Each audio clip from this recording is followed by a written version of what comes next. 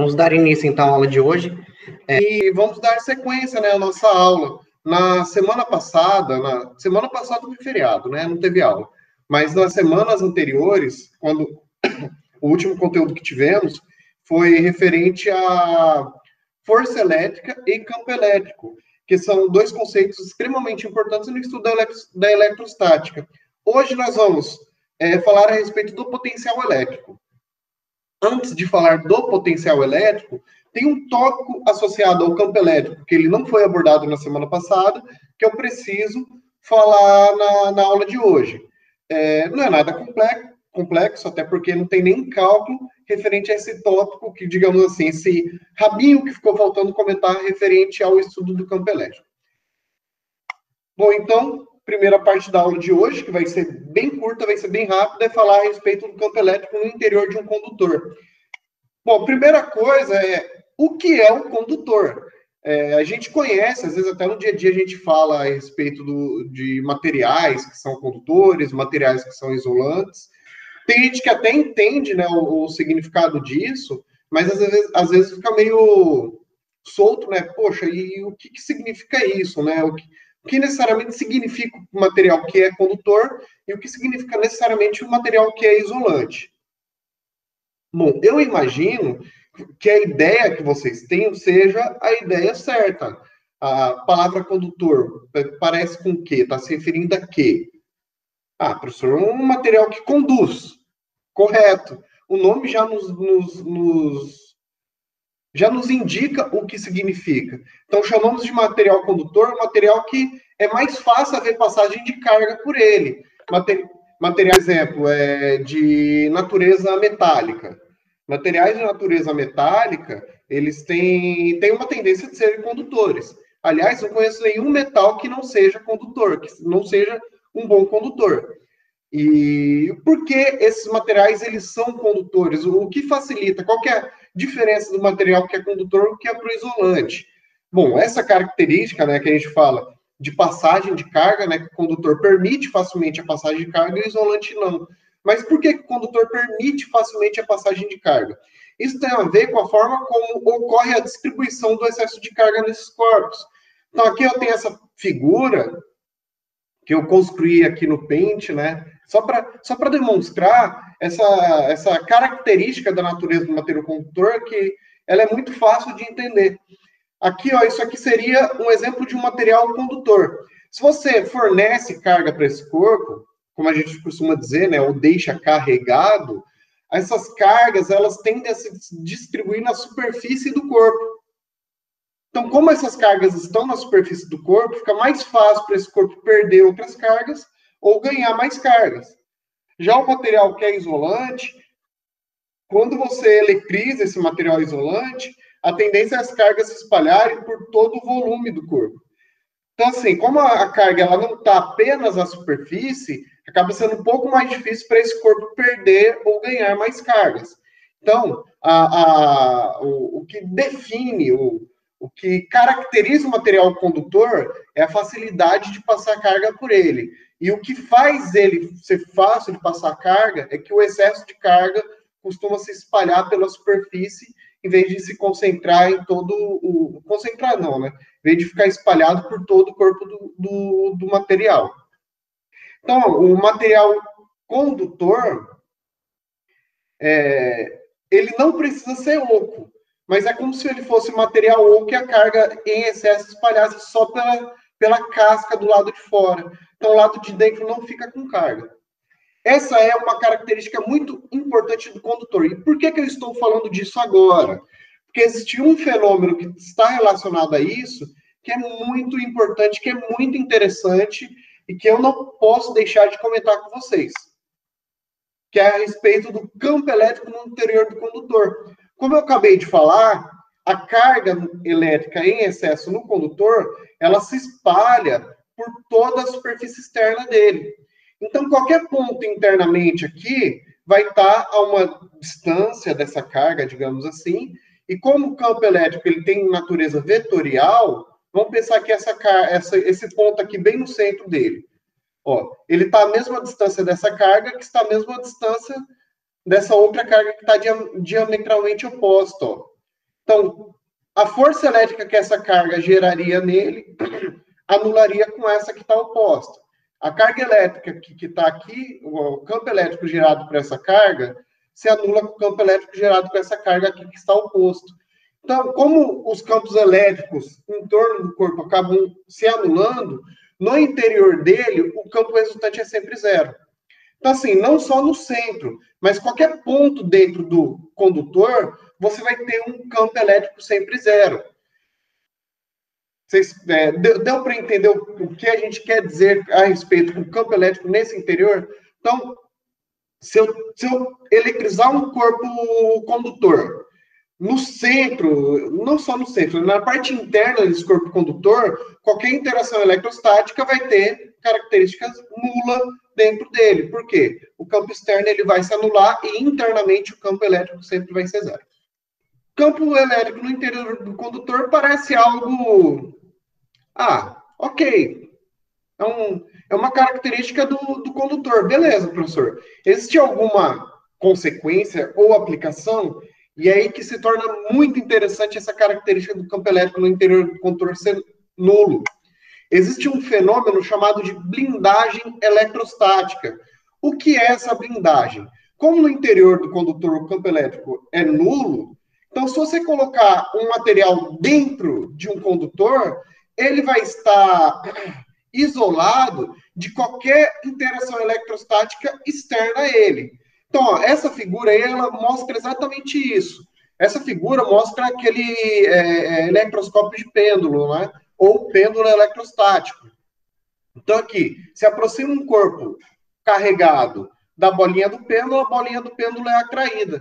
Só que se você colocar esse pêndulo dentro de uma gaiola metálica, então ele deixa de interagir com outro corpo. Por quê? Porque no interior da gaiola, como a gaiola é metálica, ou seja, um material condutor, no interior do condutor, o campo elétrico resultante sempre vai ser zero. Então, qualquer campo elétrico que apareça do lado de fora não vai interagir de forma alguma com o material que estiver do lado de dentro. Então, ó, a imagem representa exatamente isso. Se não está dentro da gaiola, há uma atração eletrostática aqui, né? O pêndulo eletrostático. Se ele coloca o pêndulo dentro da gaiola, a interação inexiste para o pêndulo. Quem descobriu esse fenômeno? Quem descobriu esse fenômeno foi uma pessoa chamada de Michael Faraday. Na minha humilde opinião, eu diria que é um dos cientistas mais brilhantes na área da física. Eu me arriscaria a dizer que é o mais brilhante que já existiu. A gente é acostumado a ouvir falar de Einstein ou de Newton, que são, claro, personalidades muito importantes na física, mas eu me simpatizo bastante com Michael Faraday, porque ele era um gênio da experimentação. Muitos fenômenos que foram descobertos empiricamente, através de experimentos, principalmente da área de eletrostática, tem o dedo de Michael Faraday. Inclusive, é atribuído a ele a invenção do motor elétrico. Eu vi uma vez uma história num documentário falando a respeito disso, que o Michael Faraday era aprendiz de um outro cientista, e o outro cientista passou a função para ele tentar descobrir o movimento a partir do eletromagnetismo como uma forma de deixar o cara ocupado e falar, eu vou passar essa tarefa impossível para ele. E o cara vai lá e consegue fazer. Então, realmente, ele é um rapaz muito brilhante. Mas o que me deixa mais admirado por Michael Faraday é que ele é de origem humilde, ele não tinha condições de estudar, e, bom, essa ideia de ensino público e gratuito é uma ideia muito nova, muito recente, e Michael Faraday é do século XIX, então ele não teve acesso a estudos, então ele tinha uma limitação matemática, porque ele não teve acesso a uma educação formal, então ele não tinha uma facilidade tão grande com matemática. Apesar desse problema, apesar desse empecilho, apesar dessa dificuldade com o trabalho matemático, ele conseguiu trazer muita coisa, contribuir muito para a construção da física, principalmente a construção da eletricidade, da base teórica do eletromagnetismo.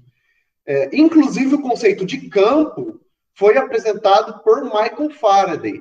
Ele só não foi aceito na época porque os cientistas exigiam uma demonstração teórica. E quando eu digo demonstração teórica, significa que tinha que mostrar matematicamente a existência do campo. E Faraday não conseguiu fazer essa demonstração matemática da existência do campo elétrico e do campo magnético. Quem foi conseguir fazer isso foi outro cientista, também muito brilhante, Maxwell. Então, ele conseguiu desenvolver os cálculos que Faraday não conseguiu. Bom, já puxei um pouco o saco para o Faraday, porque ele que fez essa experiência, ele que descobriu esse fenômeno da blindagem eletrostática, e esse fenômeno, inclusive, esse experimento ficou conhecido como gaiola de Faraday. Por quê? Porque ele se colocou dentro da gaiola e se colocou sob o efeito da gaiola. Eu vou mostrar aqui para vocês um vídeo do YouTube.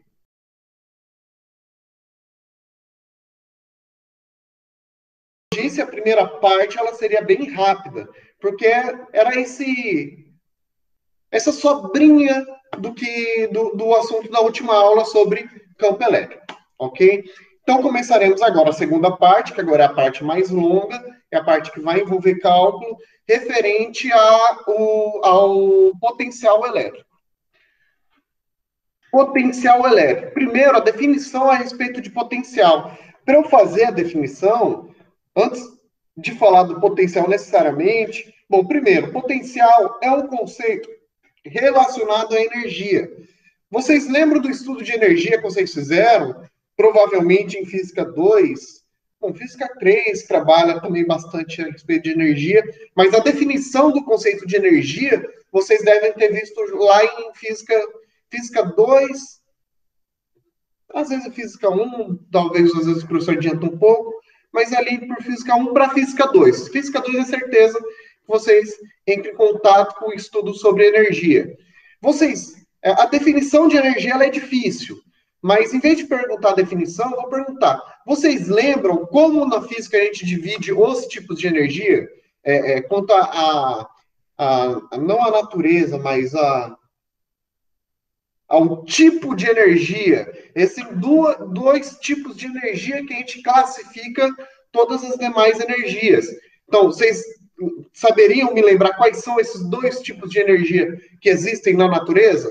Vou falar energia cinética, energia potencial. Deu para dar um pouquinho de luz na mente de vocês sobre o que eu estou falando?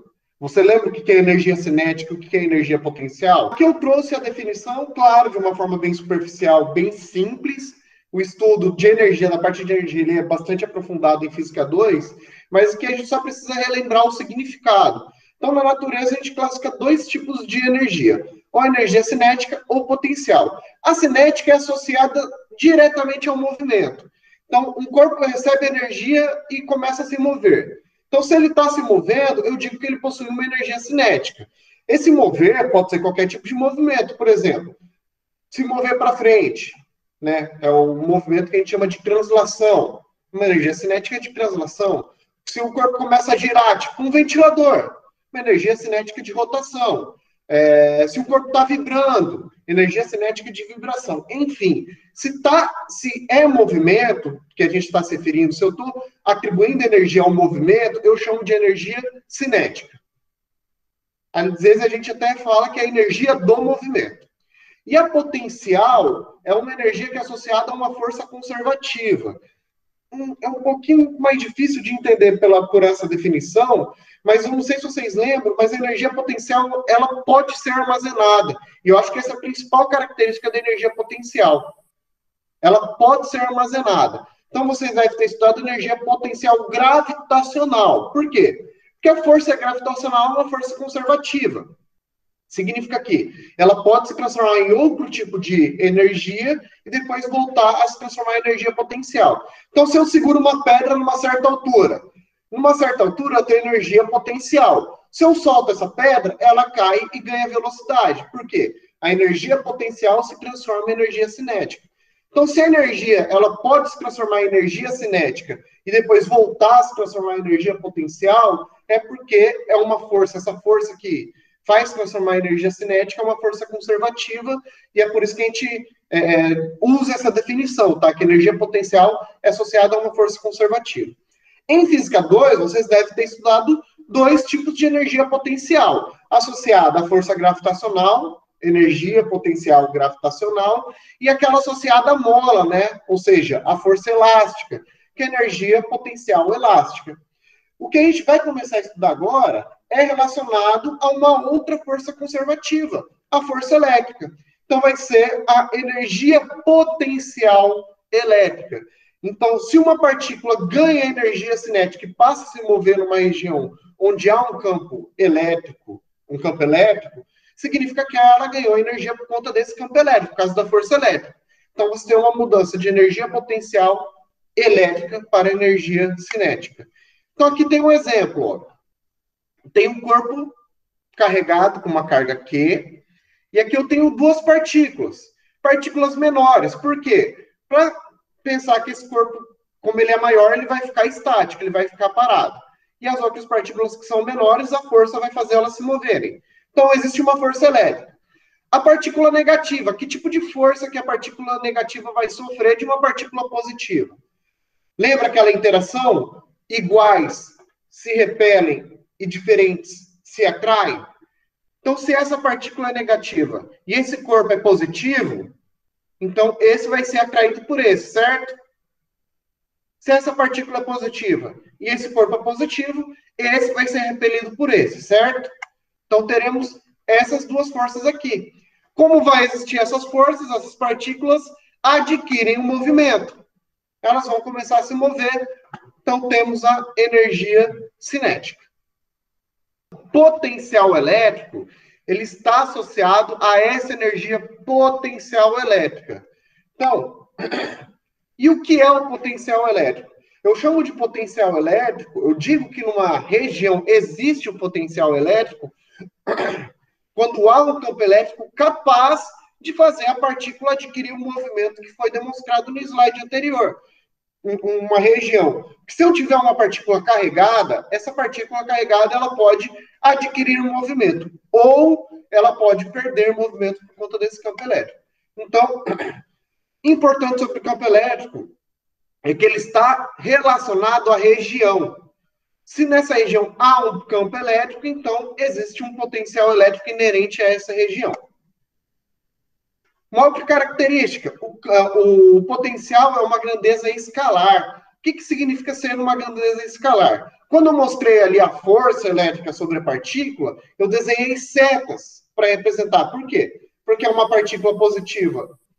Ela é repelida da região ali, né? Porque existe uma outra positiva. Então, eu represento por vetor, eu desenho a seta para mostrar que a partícula, o sentido da força elétrica. Campo elétrico é a mesma coisa. Eu desenho as setas, eu desenho os vetores para representar para onde aponta esse campo elétrico.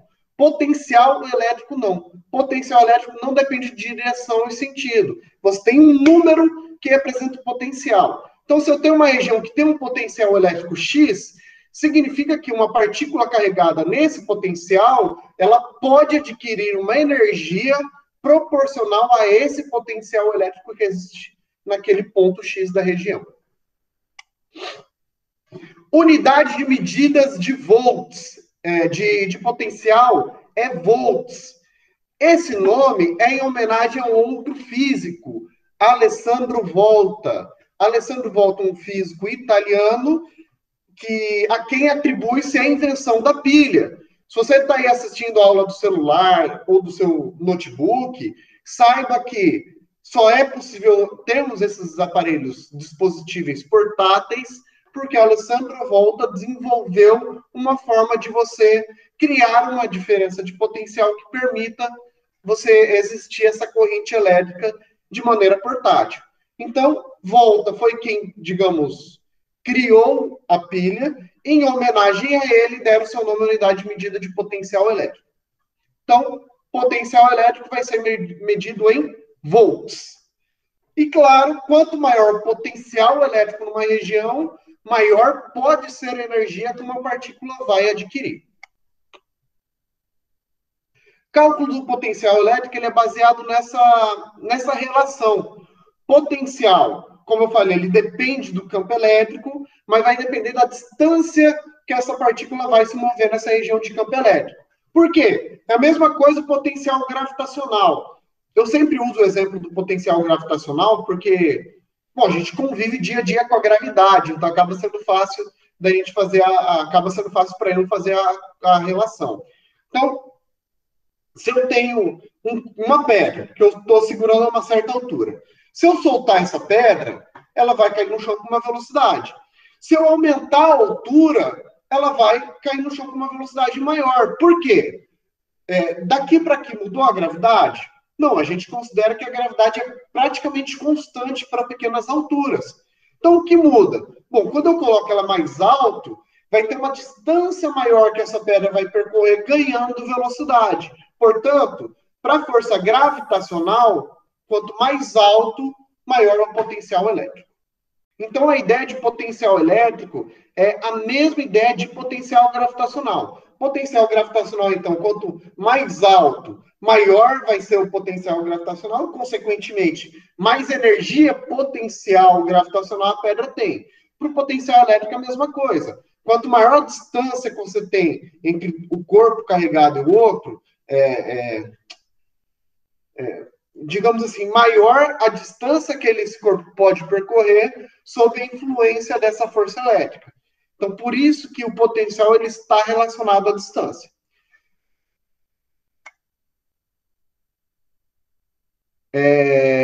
Vocês lembram daquela equação de campo elétrico? Foi a equação da última aula. Bom, não da semana passada, mas da semana anterior, né? Que o campo elétrico é E igual a KQ sobre D ao quadrado. Lembram? Como a gente tem aqui, ó, E vezes D, então, como o potencial seria o campo vezes uma distância, e na fórmula de campo, o D embaixo seria ao quadrado, esse quadrado não existe mais porque ele acaba sendo anulado com a distância que ele multiplica ali em cima. Então, a relação de potencial baseado nessa equação acaba sendo essa aqui. Então, quando eu falo de um potencial que uma partícula está gerando numa região, o potencial ele vai ser dado por essa relação, KQ sobre D. Então, o cuidado que vocês têm que tomar é que a distância é ao quadrado no cálculo de campo elétrico. Da força elétrica, também a distância é ao quadrado. Do potencial elétrico, não. Ele depende apenas da distância. Então, V, potencial elétrico, K, constante eletrostática, e Q, a carga elétrica que está gerando potencial elétrico, e D, a distância da região. Que tem uma figura que representa isso. Ó. Essa partícula Q carregada está numa região, esse ponto P é onde eu quero calcular o potencial elétrico, então eu preciso saber a carga da partícula e a distância dessa região. O K é aquela constante eletrostática, né, que a gente utiliza o valor do vácuo, 9 vezes 10 elevado a 9. Eu nunca vi um exercício que use um valor diferente dessa constante do vácuo. Então, o cálculo de potencial elétrico é esse. Uma outra observação. Quando eu passei a equação de campo elétrico e de força elétrica, a carga estava em módulo. Dessa vez, não aparece um módulo aqui. Por quê? Porque o potencial agora é uma grandeza escalar. Então, ele não tem direção e sentido. Só que o sinal da carga vai influenciar na resposta. Então, se você tiver uma partícula positiva, o potencial vai ser positivo. Se você tiver uma partícula negativa, o potencial elétrico resultante vai ser negativo. Exemplo 1. Considere uma partícula pontiforme, ele tem um erro de concordância de número, né? Seria a partícula pontiforme, que possui carga elétrica igual a menos 5 mC. Lembrando que esse M minúsculo é o prefixo, né? Mili. Então, menos 5 milicoulomb.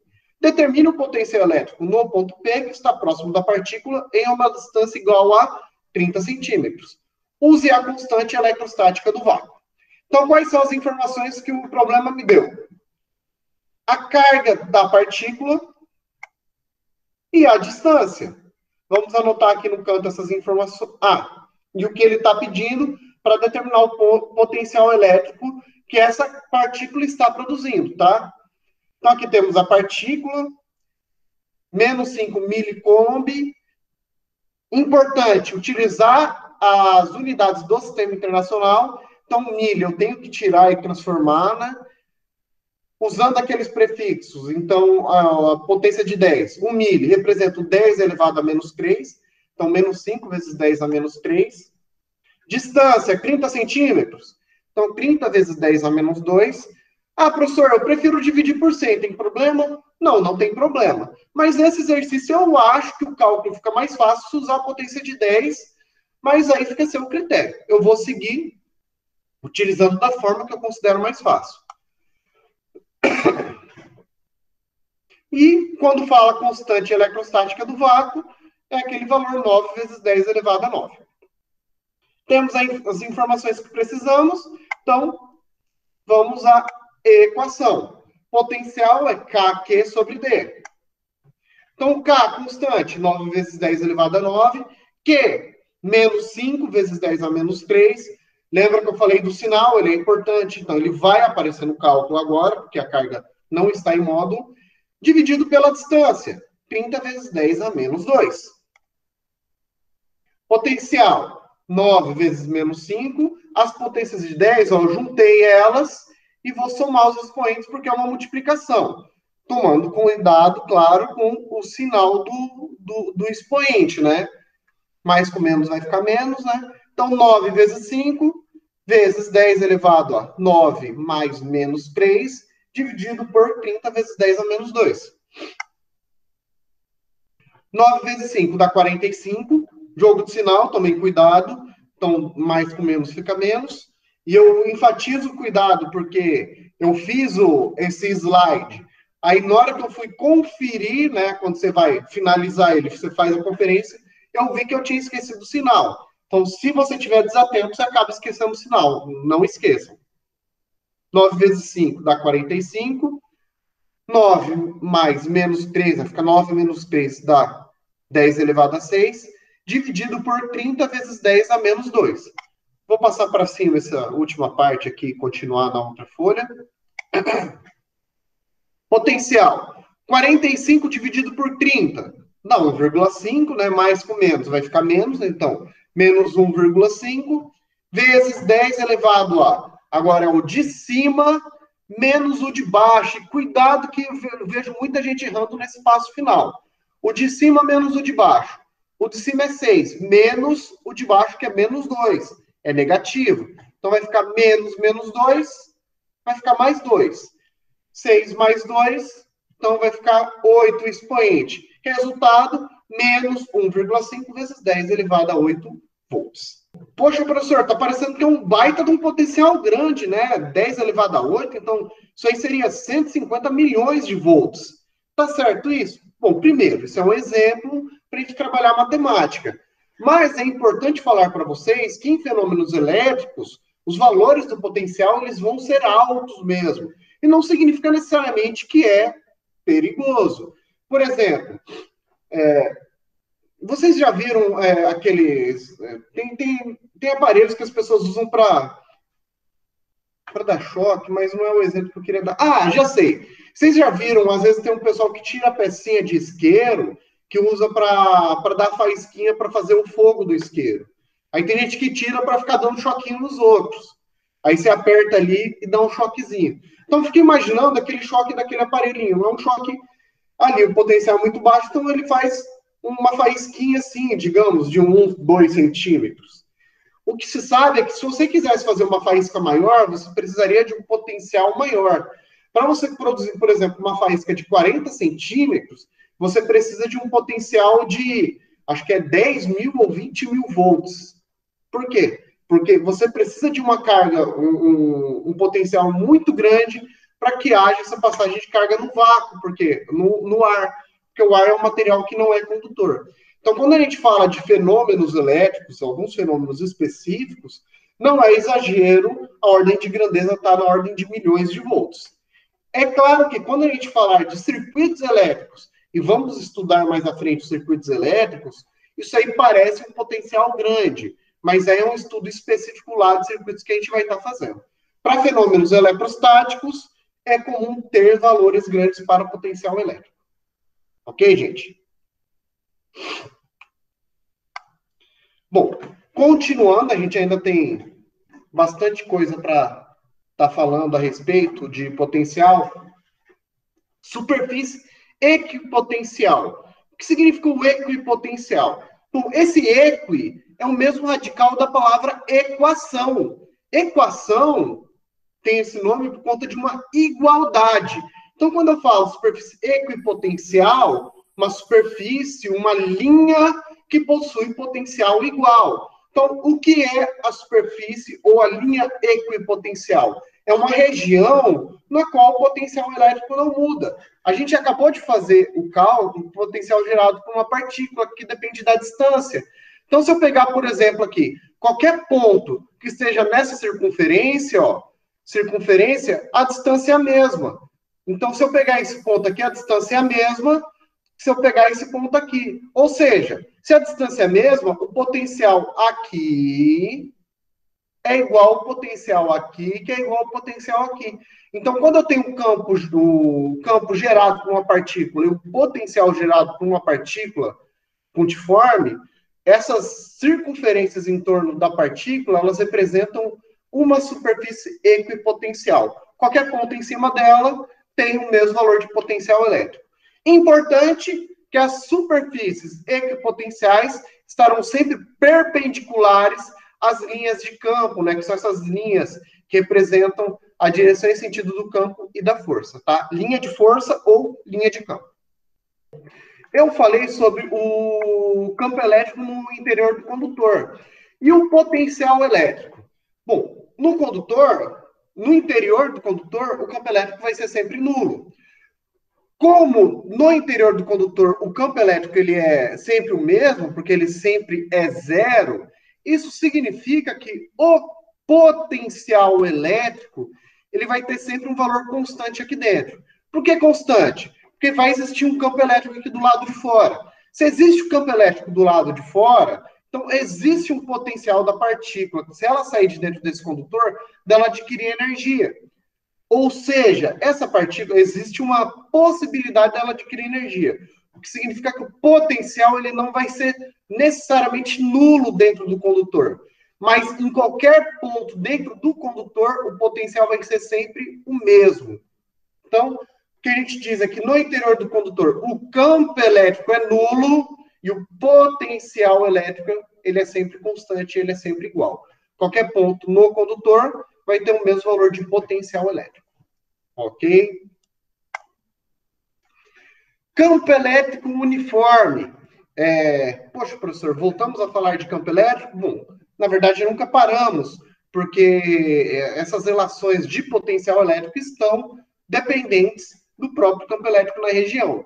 E o que seria esse campo elétrico uniforme? Bom, uniforme significa um campo elétrico que não muda, que ele mantém-se constante. Lá em Física 1, vocês estudaram o movimento uniforme, que é um movimento que mantém-se constante, com velocidade constante. Campo elétrico uniforme é uma região que o campo elétrico não muda. Na prática, existe apenas uma forma de você conseguir um campo elétrico uniforme, que é essa forma que está sendo mostrada na imagem. Se eu tiver duas placas muito grandes, paralelas, ou seja, uma de frente para a outra, uma placa estiver com uma carga positiva e a outra placa estiver com carga negativa, elas são cargas iguais, porém opostas. Então, elas são antagônicas, elas têm o mesmo valor de carga, só que uma positiva e a outra negativa. Então, se uma está com mais 10, a outra tem que estar com menos 10 de carga, é isso que eu quero dizer. Então, as duas placas têm o mesmo valor de carga, uma positiva e a outra negativa. Entre essas duas placas, é que só entre elas é que o campo elétrico pode ser uniforme. E aí eu desconsidero as bordas, está perto das bordas, aí você já tem uma distorção e o campo ele deixa de ser uniforme. Mas na parte central, entre as duas placas, o campo elétrico pode ser uniforme. E uma coisa importante que a figura está mostrando, mas eu gostaria de enfatizar, o sentido do campo elétrico ele sempre vai ser de forma que ele sai da placa positiva para a placa negativa. Nesse caso, como a placa positiva está na esquerda e a negativa está na direita, o campo elétrico tem um sentido da esquerda para a direita. É o que eu falei, campo elétrico é uma grandeza vetorial, portanto, a direção e sentido são importantes, por isso que esse comentário também é muito importante. Por que eu falei do campo elétrico uniforme? Porque a gente vai começar a falar sobre energia, a energia relacionada à partícula numa região em que há um potencial elétrico. O que é o trabalho? Bom, o trabalho, vocês estudaram lá em Física 2, ele é um conceito relacionado à energia. Lá em Física 2, a gente fala sobre o trabalho mecânico. O que é o trabalho mecânico? Se uma máquina aplicar força num objeto e esse objeto adquirir movimento, então essa máquina realizou um trabalho. Então, se eu empurrar uma caixa, opa, minha força fez a caixa adquirir movimento, então a minha força dos meus braços realizou um trabalho sobre a caixa. Então, o significado de trabalho na física é esse, quando você tem uma força que faz com que o corpo adquira energia. Aqui teremos a mesma coisa, só que agora a força é elétrica e ela vai interagir com partículas carregadas eletricamente. Então, se numa região uma partícula se moveu por conta de um campo elétrico, então a força elétrica inerente ao campo elétrico dessa região realizou um trabalho sobre a partícula. E qual que é o cálculo que a gente vai utilizar para calcular esse trabalho? Bom, trabalho, gente, entendo que ele tem um conceito de energia. Ele significa energia. Então, é a energia que vai ser adquirida ou perdida por uma partícula. Então, quando eu falo trabalho, se a força elétrica realizar um trabalho, ela vai fazer que a partícula adquira energia, ou seja, adquira velocidade. Se essa força elétrica retirar energia, então a partícula recebe trabalho, então a energia cinética dessa partícula vai diminuir. Então, é por isso que o sinal é importante. Um sinal positivo significa que está ganhando energia, ou seja, recebeu o trabalho, e se for negativo, ele realizou o trabalho, porque ele está perdendo energia. Então, nessa equação que temos, essa letrinha aqui, não, que seria o epsilon, ele representa esse trabalho ou energia adquirida. Então, entendo quase como se fossem sinônimos, tá, gente? Tem exercício que vai falar calcule o trabalho realizado pela partícula, tem exercício que vai falar energia adquirida pela partícula, ou também energia potencial da partícula. Aí você calcula entre duas regiões. Aí, quando fala energia potencial, é uma possibilidade dela adquirir energia. Então, a partícula não se moveu, mas você consegue calcular a energia que ela vai ganhar caso ela se mova de uma região para outra. Então, esse trabalho ou energia representado por essa letra é igual a U vezes Q, onde U é chamado de diferença de potencial. Importante, vai ser muito comum vocês verem a sigla DDP. DDP é a abreviação para diferença de potencial. Não é preguiça minha começar a utilizar a expressão DDP, é porque ela é comum quando a gente está estudando potencial elétrico, energia potencial elétrica. Então, U é a diferença de potencial, que eu vou explicar para vocês o que é essa diferença de potencial, e que é a carga elétrica da partícula. Bom, e o que é a diferença de potencial? Matematicamente, é a diferença entre dois potenciais, um potencial menos outro. Lembra quando eu dei o exemplo da força gravitacional e energia potencial gravitacional? Então, eu tenho um corpo que está a uma altura, digamos, está a 3 metros do chão. Eu soltei ele, em vez de cair no chão, ele caiu na mesa que está a 1 metro do chão. Então, ele estava a 2 metros do chão e caiu na mesa, em cima da mesa que está a 1 metro do chão. Eu vou calcular a energia que ele ganhou em relação à distância do chão? Não, eu vou calcular em relação à distância que ele caiu. Então, a diferença de potencial gravitacional é a altura que ele está do chão menos a altura que ele está menos a altura que a mesa está do chão, que daí representa a altura que o corpo está em relação à mesa. A ideia para a força elétrica é a mesma. Eu tenho duas regiões que têm potenciais elétricos diferentes. Então, o que é importante para a energia que a partícula adquire é a diferença de potencial entre essas duas regiões. Então, por exemplo, se eu tenho uma pedra em cima da mesa, a mesa está a 1 metro do chão, eu empurrar a pedra com o meu dedo e ela continuar em cima da mesa, a pedra ganhou energia potencial? Não, porque ela continuou a 1 metro de distância do chão. Da mesma forma, quando a gente analisa força elétrica, se uma partícula mover em cima de uma mesma superfície equipotencial, ela não adquire energia cinética desse campo elétrico. Por quê? Porque não houve uma diferença de potencial. Na superfície equipotencial, os potenciais são sempre iguais. Então, a diferença é zero. Quando eu vou calcular a energia adquirida ou o trabalho, é importante que a gente considere a diferença entre dois potenciais elétricos. Tudo bem, gente?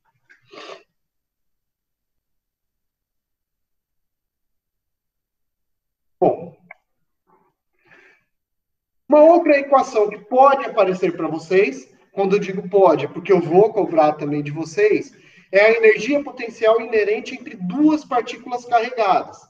Bem, como a energia é potencial vezes carga, e no começo da aula de hoje, né, a gente viu que potencial é Kq sobre D, então eu posso afirmar também, eu posso calcular também energia potencial entre duas partículas através dessa relação aqui, ó.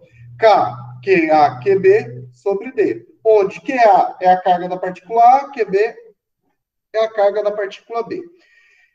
E os sinais são importantes também. Então, se as duas forem positivas, a energia vai ser positiva. Se uma for positiva e a outra negativa, a energia vai ser negativa. Bom, e no campo uniforme? Quando a gente tem uma situação de campo uniforme, fica bem mais, digamos, fácil trabalhar com energia potencial. Então, eu tenho aqui uma região, ó, o campo uniforme, as duas placas paralelas, ó, uma positiva, outra negativa. Aqui eu tenho uma partícula que pode se mover nessa região. Importante, o potencial ele diminui nesse sentido, né? Porque no sentido do campo, sempre. No sentido do campo, o potencial elétrico vai diminuindo. Então, por exemplo, se aqui é 10 volts, aqui pode ser 5 volts, aqui pode ser 3 volts, até chegar na outra placa. Então, a tendência é o potencial ir diminuindo no sentido do campo. O potencial, como eu tinha mostrado para vocês também, ficou lá atrás. A equação de potencial, ela está relacionada ao campo. Foi a primeira equação que eu passei para vocês, é potencial campo vezes a distância. Então, a gente vai utilizar isso para determinação do trabalho da força elétrica. Então, aqui, se eu falo que a partícula vai se mover de um ponto A a um ponto B, essas linhas VA e VB são superfícies equipotenciais, ou seja, pegando o exemplo que eu acabei de dar, se aqui é 10 volts, significa que qualquer ponto em cima dessa linha perpendicular ao campo é 10 volts. E aqui vai ser uma linha, digamos que é 3 volts, qualquer ponto em cima dessa linha vai ser 3 volts também. Então, se eu quero determinar a diferença de potencial, eu vou utilizar essa relação na qual a diferença de potencial entre essas duas regiões vai ser o campo elétrico aqui vezes a distância das duas superfícies. Por que que eu posso utilizar essa fórmula? Porque aqui é uma situação de campo uniforme. Se o campo é uniforme, então ele não muda, por isso que eu posso utilizar essa equação. Entendido, gente? Então, para cálculo de trabalho da força elétrica numa região de campo elétrico uniforme, essa relação é verdadeira. Bastante equações eu trabalhei na aula de hoje, né, gente? Exemplo 2. A figura a seguir mostra uma região com campo elétrico uniforme de módulo E. Determine, letra A, o módulo do campo elétrico E B, a energia cinética adquirida por um elétron quando for solto na região de potencial 10 volts e atingir a região de potencial 60 volts. Uma informação importantíssima que eu ia esquecendo de falar. Eu vou até voltar aqui para explicar isso. Digamos que essa partícula é positiva. A partícula positiva, ela ganha energia ao diminuir o potencial. Então, ela ganha energia no sentido do campo. A partícula negativa, ela ganha energia no sentido contrário, ganha energia cinética no sentido contrário. Então, ela ganha energia se ela se mover contra o sentido do campo elétrico, certo? Essa é uma informação que é importante e eu vou fazer uma atividade que eu vou estar cobrando essa importância. Então, aqui, eu tenho uma região, ó, um campo uniforme, não desenhei as placas, mas desenhei as linhas de campo. Gente, se as linhas de campo estiverem paralelas e a mesma distância, significa que é uma região de campo uniforme. Então, aqui eu tenho uma superfície com potencial de 60 volts, aqui uma de 10 volts, a distância entre elas, 40 centímetros. Cuidado com a unidade de medida, tá, gente? Então, primeiro, eu quero calcular o módulo do campo elétrico E. Guarde essas informações. 60 volts, 10 volts e 40 centímetros.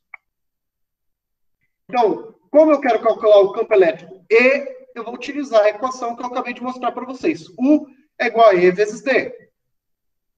Unidade de medida, né, 40 centímetros. Tem que passar para metros. Aqui, em vez de usar a notação científica, né, potência de base 10, eu dividi por 100, porque o cálculo vai ser mais fácil. Mas vocês podem fazer da forma como vocês quiserem, tá? Pode usar a potência de base 10, é 40 vezes 10 a menos 2, ou fazer como eu fiz, que eu dividi por 100. E o potencial, como ele vai dos 60 volts para o 10 volts, a diferença de potencial é de 50 volts. U é igual a E vezes D. U é a diferença de potencial, 50, E vezes D, que é 0,40. 0,40 está multiplicando, passa dividindo. Então, 50 dividido por 0,40 dá 125 newtons por coulomb. Essa é a unidade de medida de campo elétrico que a gente tinha visto na última aula. Certo, gente? Uma observação. Não é a única unidade de medida de campo. Agora, vocês podem ver que campo eu posso obter dividindo potencial pela distância. Então, temos também como unidade de medida de campo elétrico volts por metro. As duas unidades estão certas, as duas unidades é sistema internacional, as duas unidades de medida são equivalentes. Então, resultado, você pode usar tanto Newton por Coulomb como volt por metro. Para calcular se a energia adquirida, né, que a letra B pede a energia de um elétron, a gente vai utilizar a equação do trabalho da força elétrica. Energia, né, o trabalho é igual a U vezes Q. Só que lá o exercício não dá a carga da partícula, mas fala que é elétron. Na última lista tinha um exercício... Não sei se foi na última lista. Enfim. Isso vai acontecer com vocês, então por isso que eu fiz o exemplo assim. Às vezes não fala a carga da partícula, mas fala que é um próton ou fala que é um elétron. A carga elétrica do elétron ela é conhecida, aquela carga elementar, né? Menos 1,6 vezes 10 a menos 19. O potencial da região 10 menos 60, por quê? Porque a partícula ela subiu o potencial, né? Então, o potencial ele acaba sendo um negativo. A diferença de potencial é negativa, né? Então, E é igual a U vezes Q. E é igual... Esse E não, né? Essa letra, energia. Menos 50 vezes a carga, que é menos 1,6 vezes 10 a menos 19. Aí temos o jogo de sinal, menos com menos. Vai ficar mais. 50 vezes 1,6 vai dar 80 vezes 10 a menos 19. Agora eu vou colocar a notação científica correta, porque esse número ele tem que ser menor que 10, obrigatoriamente. Então, eu vou colocar uma vírgula aqui e somar 1 nesse expoente. Menos 19 mais 1 vai ficar 8 vezes 10 elevado a menos 18 joules, que é a unidade de medida de energia. Certo, gente?